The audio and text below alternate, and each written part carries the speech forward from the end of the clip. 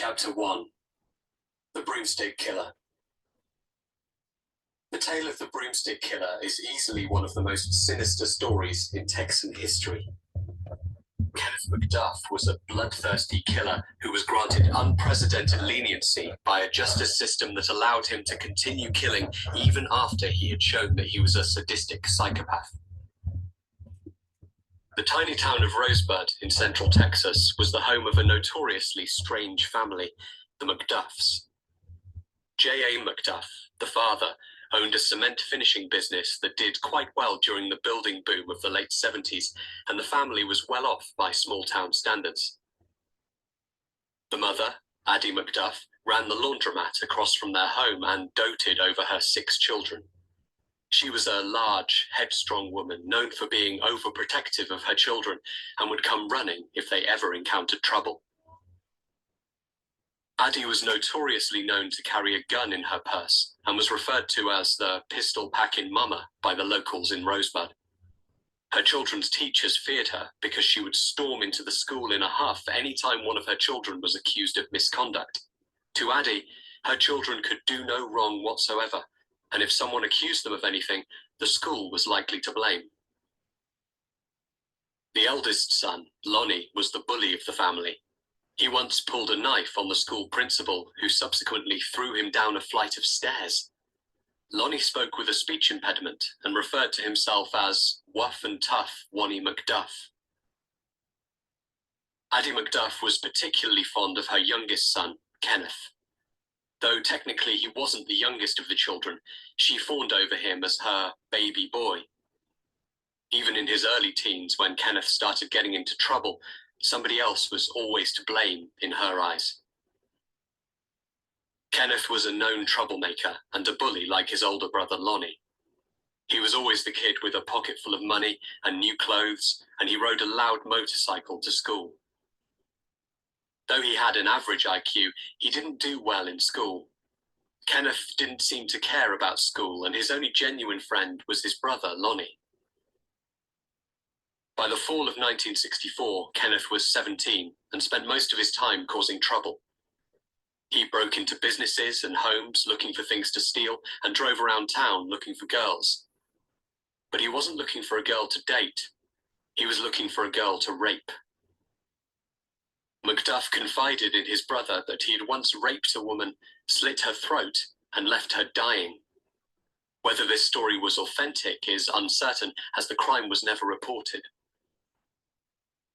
Even at an early age, local law enforcement was all too familiar with Kenneth McDuff. Inevitably, he was arrested in 1965 for a string of more than a dozen burglaries. The sentence for his crimes totaled 52 years, but because he was only 18, the judge was lenient. McDuff was allowed to serve his time concurrently instead of consecutively. The 52 years of prison was reduced to a meager 3 years, and he only ended up serving 10 months before they released him. The brief sentence gave McDuff a sense of invincibility, and just 8 months later, he moved on to much more heinous crimes. On a hot August night in 1966, McDuff and his new friend Roy Dale Green were on their way to Fort Worth. Roy assumed they were on their way to drink some beer and look for girls, but McDuff had much more diabolical plans in mind. Roy Dale Green was a skinny 18-year-old who was impressed with and excited to be hanging out with 20-year-old McDuff. Green knew that McDuff was a troublemaker, but when Kenneth told him he wanted to rape a girl that night, Roy didn't take him seriously. When McDuff pulled into the parking lot of the baseball field in Everman, Texas, Roy had no idea what a mess he had got himself into. McDuff pulled his car up next to a parked car near the baseball diamond.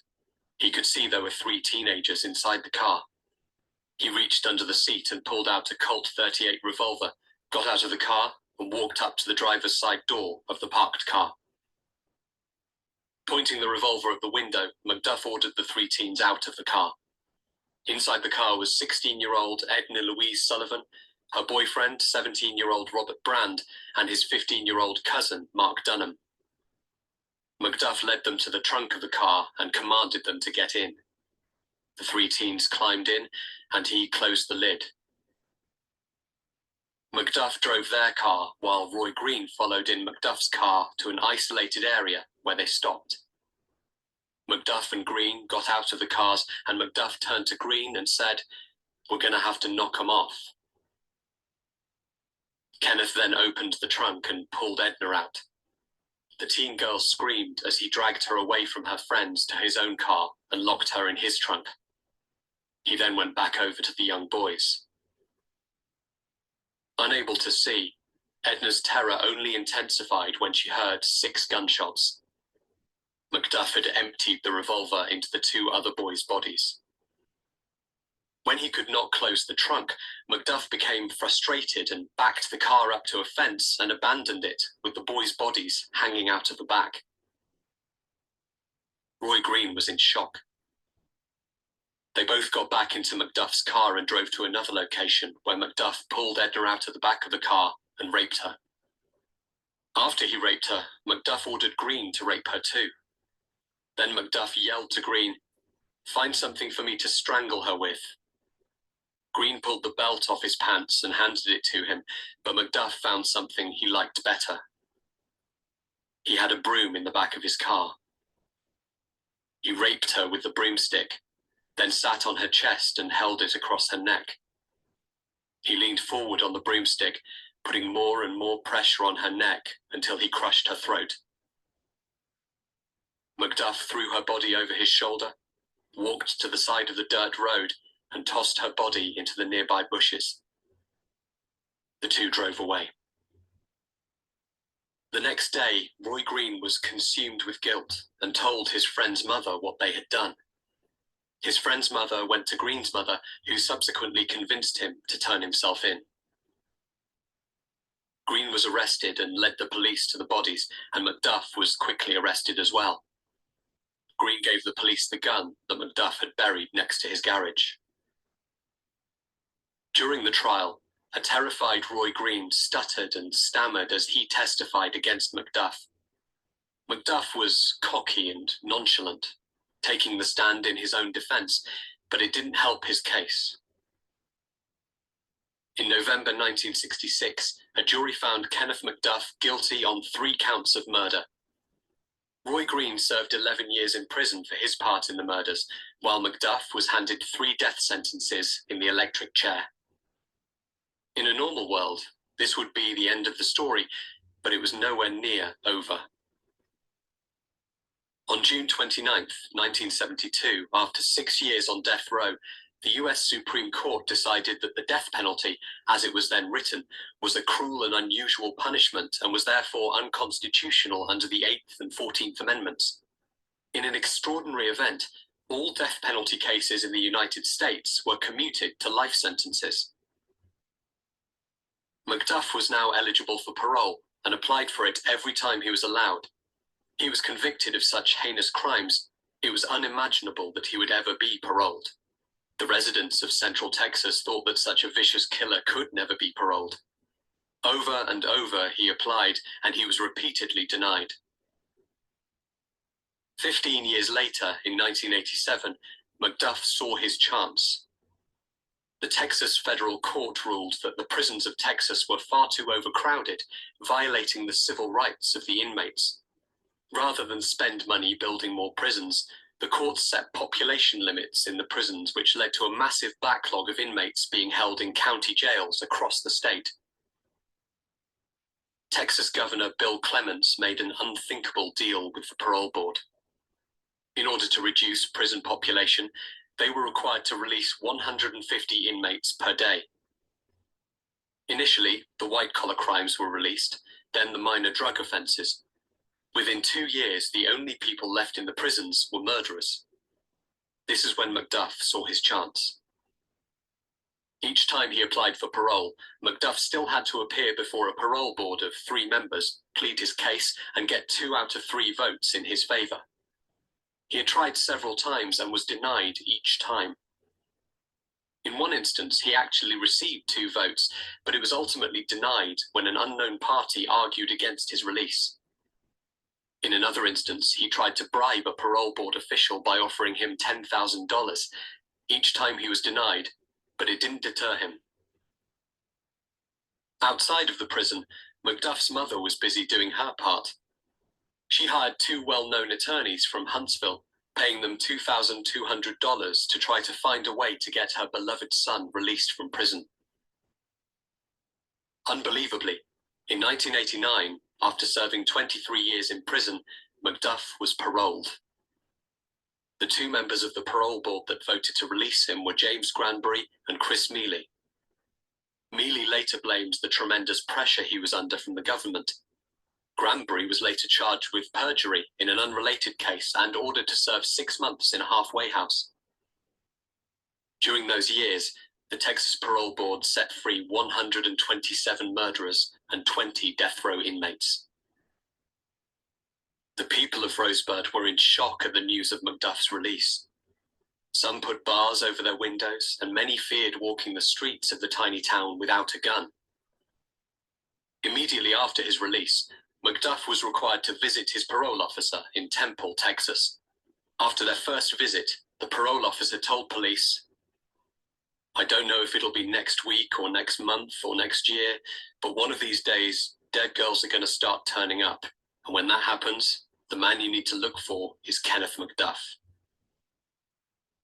The parole officer was right. Just 3 days after his release, the body of 29-year-old Seraphia Parker was found in a field 25 miles west of Rosebud in Temple, the town that Macduff's parents had moved to while he was in prison. Though they had no evidence, police suspected Macduff was responsible for the killing. Macduff was known as a racist. Just 7 months after his release, he harassed a young black man in Rosebud, yelling racial slurs at him, and pulled a knife on him. This violated his parole, and he was quickly sent back to prison. But Macduff knew how the prison system worked. He knew about the overcrowding issues, and he was back on the streets just 2 months later. After his release from prison, Macduff enrolled at Texas State Technical College in Waco and briefly got a job as a cashier at a convenience store called Quick Pack. But working for a lowly $4 an hour did not satisfy him, and he quit after only a month. By the summer of 1991, Macduff had given up his feeble attempts at the straight and narrow life and continued his life of crime. Living in the college dorms, he started dealing and using drugs. He knew this violated his parole, but he didn't care. He spent his spare time picking up prostitutes in Waco and used them to satisfy his need for violent sex. In the late hours of October the 10th, 1991, Macduff picked up a young crack-addicted prostitute from Waco, Brenda Thompson, intent on killing her. Macduff had Brenda tied up in the passenger seat of his red pickup truck when he noticed a police checkpoint up ahead. Brenda saw her opportunity and screamed as she raised her legs up to the windshield and began kicking, cracking the windshield several times. When the police ran toward his truck, Macduff hit the gas and crashed the roadblock. Several police officers had to jump out of the way to avoid being run over. Macduff led the police on a high-speed chase, but escaped into the night by turning off his lights and driving the wrong way down one-way streets. After he escaped, he took Brenda Thompson down an old abandoned road into a wooded area near Route 84, where he raped, tortured, and murdered her. Her body wasn't found until 7 years later. Just a week later, Macduff picked up another Waco prostitute. 17-year-old Regina Deanne Moore was last seen arguing outside a motel with Macduff on the night of October 17th.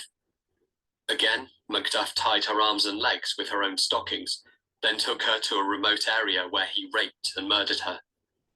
Her remains were not found until 1998. 2 months later, in Austin, 28-year-old Colleen Reed was washing her shiny new Mazda Miata convertible at a self-serve car wash. One thing that Macduff learned in prison was to find a malleable sidekick. That evening, he was driving around Austin with his latest sidekick, Alva Hank Worley. As they drove past the car wash, Macduff spotted Colleen and made a quick U-turn. Macduff pulled his tan Thunderbird into the bay next to hers, got out of the car and walked into Colleen's stall. Without a word, Macduff grabbed her around the neck and lifted the tiny girl off the ground. When Colleen screamed, neighbors behind the car wash came out to see what was happening. They watched as Macduff threw Colleen in his car and he and Worley drove away, again driving the wrong way on a one-way street. The witnesses got a good look at Worley and alerted the police of his description and the type and colour of the vehicle that sped away. Right away, police suspected that Macduff was behind the abduction. When police got the description of Worley, they began looking through Macduff's known associates and noticed Hank Worley immediately as one of his known drinking buddies. Like Roy Dale Green, Worley was timid and easily influenced by Macduff. Worley wasn't hard to find, living in a motel with his 14-year-old daughter. When police knocked on his door, he was already terrified with guilt. Though his guilt consumed him, he feared Macduff and wasn't quite ready to point a finger at him. On the first visit to his motel room, Worley claimed he barely knew Macduff. It took a few visits to his motel room for police to persuade him to admit to what had happened that night. They stopped by while he was having a barbecue by the motel pool with his daughter, and Detective Mike McNamara whispered in his ear, "Hank, you're hiding a kid killer, you know that? You're protecting a man who raped and brutalized and strangled a girl not much older than your daughter over there. Picture her on the ground, a broomstick across her throat, crying out for you to help, begging you to speak out, to do what's right, to save the life of some young girl, to..." McNamara couldn't finish his sentence before Worley screamed. He was ready to talk. When investigators got him into the interrogation room, he told the complete story of the night of Colleen's abduction. Worley said he and Macduff were in Austin looking for drugs when Macduff saw Colleen washing her car. When Macduff lifted her off the ground by her throat, she screamed, "Please, not me, not me." He then threw her in the back of their car and told Worley to hold her down as they sped off. When they got a few miles out of Austin, Macduff got in the back with Colleen and commanded Worley to keep driving out of town. Macduff tied her hands behind her back with her shoelaces, then took his cigarette and put it out between her legs as she screamed. He beat her and raped her. When he finished, he told Worley to change places with him, and Worley raped her while Macduff drove. Worley recalled, "I didn't want to have sex with her, but if I didn't have sex with her, I knew that he was going to get back there with her and beat her up some more and burn her with cigarettes. He was taking the cigarettes and getting the fire real hot and burning her down there in the wrong spots." When they got near the town of Belton, Macduff pulled onto a secluded dirt road and raped her again. He turned around and he hit her, slapped her real hard and knocked her backwards. Then he took another cigarette and he lit it and got the fire real hot and he burned her like that again. When she was able to stand, Worley claimed Colleen put her head on his shoulder and said, "Please don't let him hurt me anymore." Macduff was having none of that. He grabbed her by the neck and stuffed her into the trunk of the car and turned to Worley and said, "I'm going to use her up." Macduff used the term often to mean that he was going to terminate her life. Then he put her in the trunk of the car, closed the trunk down, and he takes me home. On the way home, he asked me for my pocket knife, and I told him I don't know where it is. Then he asked me, "Well, I need a shovel. Let me borrow a shovel." And I said, "I ain't got one." He didn't say what he was going to do with it, but I knew what he was going to do with it. He wanted to kill her with it. Ain't nothing I could do. Real scary being like that. If you can't help yourself, there ain't no way you're going to help anybody else. I wasn't even sure if I was going to make it out of that. I'll always have a tear for that girl. I'll always cry for her, for what she went through. Nobody should be put through that type of torture. Macduff was nowhere to be found, but police knew he was still in the area the following February when they found the body of another young prostitute. 22-year-old Valencia Joshua, a student at the same college that Macduff had attended, was found on a golf course near the school. She had been strangled. The last time anyone had seen her, she was looking for Kenneth Macduff on the campus of their school. Then, on March the 1st, 1992, Melissa Northrup was working the night shift at the Quick Pack convenience store. She was a pregnant mother of two who knew the dangers of working the night shift, but needed to pay the bills. She would regularly call her husband during her shift to let him know she was okay. Late that night, Macduff was cruising the streets looking for drugs when his tan Thunderbird broke down just 100 yards from the Quick Pack. This was the same store that Macduff had worked for only a month. Macduff knew that the store was open 24 hours a day and had no security to speak of. He also knew that there was a cute 23-year-old who worked the night shift and had told friends that the place could easily be robbed. When Melissa's husband didn't hear from her at 4 a.m. that night, he got worried and called the store. He repeatedly got no answer, so he drove to the store, but there was no sign of his wife. When police found Macduff's car abandoned at the New Road Inn just 100 yards away, their suspicions were confirmed. Macduff was on a killing spree, and they started a massive nationwide manhunt. Knowing how close Macduff was with his family, they started by questioning his parents. As always, his mother stood by her beloved son and claimed he was innocent, but didn't know where he was. His father, however, was less loving. "I don't know where he is. If you find him, you can kill him if you want to." On April 26th, the badly decomposed body of Quick Pack employee Melissa Northrup was found floating in a gravel quarry in Dallas County. Her hands were still tied behind her back with shoelaces, her signature of Kenneth Macduff. The big break came on May the 1st when the manhunt was aired on America's Most Wanted. The TV show was massively popular. Through the years, it has helped capture 1,200 fugitives. This airing was no exception. Shortly after it aired, a man called from Kansas City, Missouri, claiming that Macduff worked for a trash company under the assumed name Richard Fowler. Texas police called Kansas City police, who looked up the name Richard Fowler in their records. Someone had been using the name and had been arrested and fingerprinted for soliciting prostitutes. The fingerprints matched that of Kenneth Macduff. Macduff was arrested on May the 4th, 1992, as he was driving a trash truck to a landfill. When he was brought back to Texas, crowds of angry people gathered outside of the courthouse. Macduff embraced the media and professed his innocence to the mob of cameras outside, often claiming that his trial was unfair. Prosecutors had their strongest evidence against him for the abduction and murder of Melissa Northrup, so they decided to try that case first and worry about the rest later. Addie Macduff, who was now 77 years old, was called as a hostile witness to testify against her son. She confirmed that her son used her credit card near the Quick Pack store on the night of the abduction, putting him near the scene of the crime when it happened. Macduff was livid that his own mother was being used by the prosecution to testify against him, but there was more to come.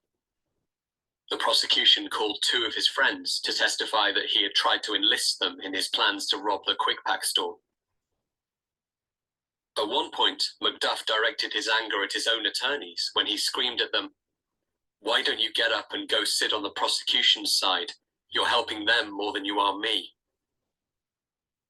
The murder of Colleen Reed had not been tried yet, and the prosecution called Hank Worley to testify to show that there was a signature to Macduff's killings. Worley was brought to the courthouse in handcuffs. From his visible shaking, it was clear that just being in the presence of Macduff again terrified him.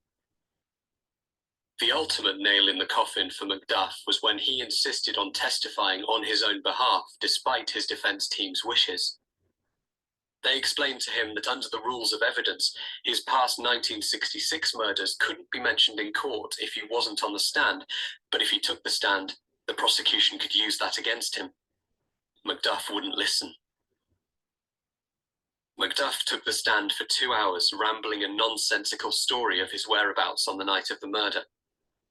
Meanwhile, the prosecution took advantage of their opportunity, and the jury heard the complete story of his brutal killings of the teenagers in 1966. The jury took 4 hours to return their guilty verdict on February the 16th, 1993. His defense team requested leniency and asked for a life sentence, but the jury only took 1 hour to decide that Kenneth McDuff should die by lethal injection. McDuff's trial for the murder of Colleen Reed started in 1994. Although the body had still not been found, he was given a second death sentence. In television interviews from prison awaiting his death sentence, McDuff continued to profess his innocence, even for the 1966 killings. In the months before his execution, investigators enlisted the help of a jailhouse informant to try to get McDuff to give up the locations of the bodies. Their plan worked. In September 1998, the body of Regina Deanne Moore was found beneath a bridge on the side of a highway. McDuff had buried her in a shallow grave. Her hands were still tied behind her back with shoelaces, and her ankles were bound with stockings. The body of Brenda Thompson, who kicked McDuff's windshield as he crashed through the roadblock, was found in a grouping of trees outside of Waco. She had been tied up, raped, and tortured. McDuff only had 2 weeks before his execution, but he wasn't giving up the location of Colleen Reed. He told the informant that he didn't want to tell the cops because it was the last body, and if he gave them everything they needed, they would take away my commissary rights and won't treat me right. With only 2 weeks to live, McDuff's only concern was his own diminished rights, and he had no regard for the closure of his victims' families. Police met with prison officials and arranged to take none of his prison rights away. Presented with the assurance, McDuff finally gave them directions to where he had buried Colleen Reed's body. Despite digging for hours exactly where he told them, they were unable to locate her body. That afternoon, in a covert arrangement, McDuff was brought to the dig site. The body of Colleen Reed was found on October the 6th, 1998. In McDuff's final days, investigator John Moriarty spent over 40 hours interviewing him, trying to gain a deeper understanding of the psychopath's mind. In the time he spent with him, though he showed no remorse at all, McDuff admitted to all 8 murders and alluded that there may have been many more. Kenneth McDuff was executed on November 17, 1998. His family didn't claim his body, and he was buried in the Huntsville prison graveyard with a tombstone that displayed only his death row number, X999055, and the day of execution. As a result of the mayhem that McDuff caused and an outcry from the public, the Texas parole system was completely overhauled, and the state spent $2 billion building more prisons. Chapter 2. The Bloodthirsty Parolee.